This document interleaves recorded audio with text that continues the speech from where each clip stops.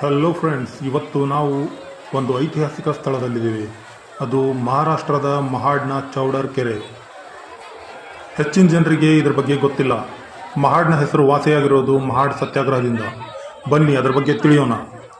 1927ರ ಮುಂಚೆ ಮೂಲ ನಿವಾಸಿಗಳು ಸಾರ್ವಜನಿಕ ಕೆರೆಗಳಲ್ಲಿ, ಕೆರೆ ನದಿ ಬಾವಿಗಳಲ್ಲಿ ನೀರು ಕುಡಿಯೋದಲ್ಲ, ಮುಟ್ಟುವಾಗೂ ಇರಲಿಲ್ಲ.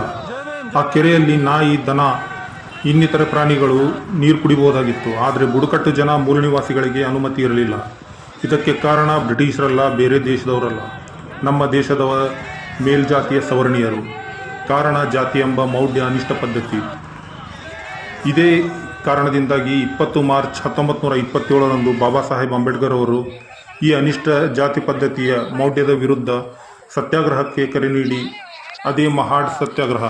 ಅದರಲ್ಲಿ 5,000 ಮಹಿಳೆಯರು, ಪುರುಷರು ಪಾಲ್ಗೊಂಡಿದ್ದರು. ಆ ಸತ್ಯಾಗ್ರಹ ಯಶಸ್ವಿಯಾದ ಕಾರಣ ನಾವೆಲ್ಲ ಇವತ್ತು